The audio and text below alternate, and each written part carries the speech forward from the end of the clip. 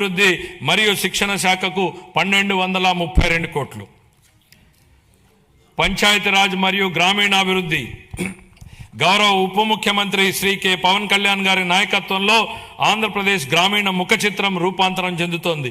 25-26 ఆర్థిక సంవత్సరంలో 3.44 లక్షల మంది ఎన్నికైన ప్రజాప్రతినిధులు మరియు కార్యనిర్వాహకులకు శిక్షణ ఇవ్వడం ద్వారా ఆంధ్రప్రదేశ్ దేశవ్యాప్తంగా ప్రథమ స్థానాన్ని సాధించింది.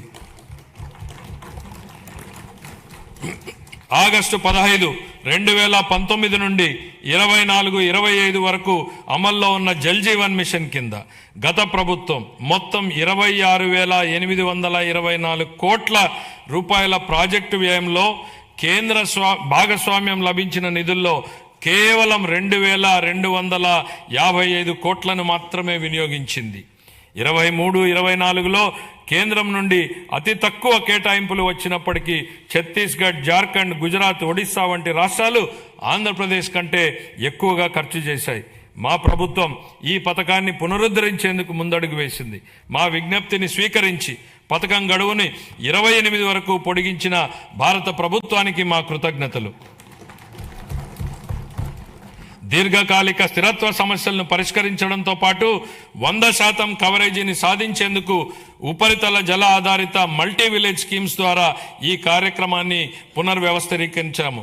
ప్రతి వ్యక్తికి 55 లీటర్ల తాగునీటి సరఫరాను చేసే విధంగా దిశగా చర్యలు తీసుకోవడం జరుగుతోంది.